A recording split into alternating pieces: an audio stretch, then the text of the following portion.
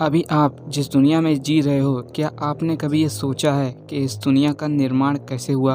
आप अभी जिस दुनिया में अपनी ज़िंदगी को और बेहतर बनाने की कोशिश कर रहे हो, आपने कभी ये सोचा है कि ये अस्तित्व में कैसे आया? वीडियो को पूरा एंड तक देखना, क्योंकि ब्रह्मांड के जन्म से लेकर अब तक आप सारी चीज़ें इस वीडियो में जानने वाले हो। अभी जो पॉइंट आपके स्क्रीन पे है, वही इस दुनिया को जन्म देने वाला है, और इसका साइज सुई के नोक से भी 1000 गुना कम है।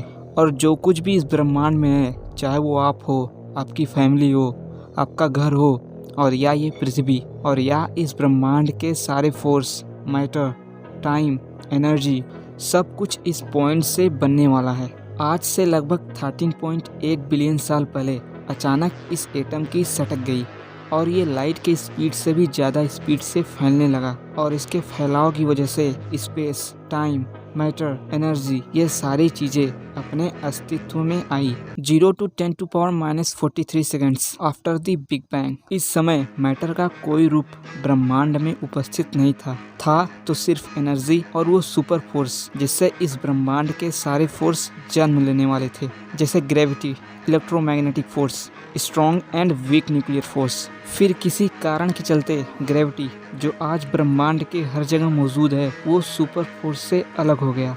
10⁻�43 सेकंड बाद इस समय हमारा यूनिवर्स बहुत तेजी से फैल रहा था और इसका टेम्परेचर भी बहुत ज़्यादा था, अबाउट 10⁻32 केल्विन, मतलब 1 के आगे 32 जीरो। इतना केल्विन टेम्परेचर उस वक्त था, और यूनिवर्स के बाकी फोर्स जैसे electromagnetic force, strong nuclear and weak nuclear force, ये भी सुपर फोर्स से अलग होकर अपने अस्तित्व में आने लगी, और पूरा ब्रह्मांड इलेक्ट्रॉन, क्वार्क्स और दूसरे पार्टिकल से भरने लगा। 10⁻35 सेकंड बाद यूनिवर्स अब पहले से काफ़ी ज़्यादा ठंडा हो चुका था, और क्वार्क्स जो पूरे यूनिवर्स में फैले हुए थे, वो एक दूसरे से मिलकर सब एटॉमिक पार्टिकल का निर्माण करने लगे, जैसे प्रोटॉन और न्यूट्रॉन। 10⁻⁴ सेकंड बाद प्रोटॉन और न्यूट्रॉन जो बन के तैयार हो चुके थे, वो एक दूसरे से जुड़कर ऐसे गोलाकार आकार बनाने लगे, जिसको वैज्ञानिकों ने नाम दिया न्यूक्लियाई। और ऐसा करके उन्होंने दुनिया का पहला एलिमेंट बनाया, हीलियम।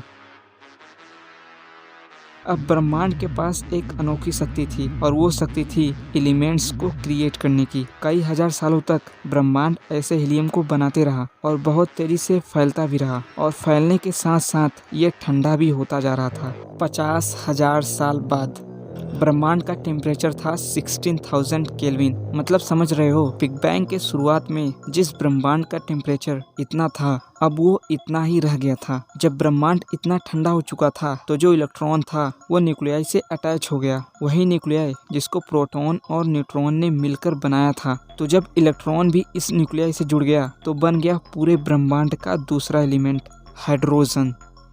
20 करोड़ साल बाद हाइड्रोजन और हीलियम एटम जो पूरे ब्रह्मांड में फैल चुके थे, वो दोनों मिलकर एटॉमिक क्लाउड बनाने लगे, और ग्रेविटी भी अपना कमाल दिखाने लगी। वो एटम्स को अपने शक्तियों की मदद से कलेक्ट करने लगी, और ऐसा करके उसने स्टार्स का फॉर्मेशन कर दिया। कई सालों तक ऐसे ही तारे बनते रहे, और ऑफ कोर्स जब तारे बनने लगे तो गैलेक्सीज का भी फॉर्मेशन होने लगा। 300 करोड़ साल बाद स्टार्स और गैलेक्सीज का फॉर्मेशन यूनिवर्स को वो शेप दे रहा था जो आज हम देखते हैं। तारों में जो हीट थी, उसकी वजह से हीलियम और हाइड्रोजन दूसरे एलिमेंट में भी कन्वर्ट होने लगे, और ब्रह्मांड के सारे एलिमेंट्स अपने अस्तित्व में आने लगे, जिन्होंने फिर बाद में मिलकर निर्माण किया प्लैनेट्स का, एस्टेरॉइड्स का, मून का और ज़िंदगी का।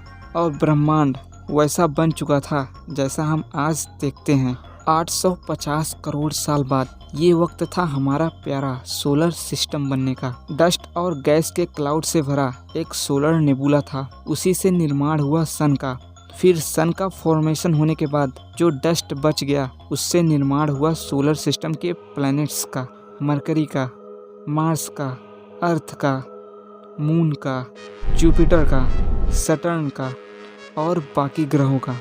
और फिर जब सोलर सिस्टम बन के तैयार हो गया था, तब धरती पे जीव अपने अस्तित्व में आने लगे। फिर कई करोड़ों साल बाद आए हमारे पूर्वज, फिर उनसे इवॉल्व होकर आए इंसान, यानी हम। 1380 करोड़ साल बाद यानी आज। इंसान आज इतना बुद्धिमान हो गया है कि वो ये जान सकता है कि इस ब्रह्मांड का जन्म कब और कैसे हुआ।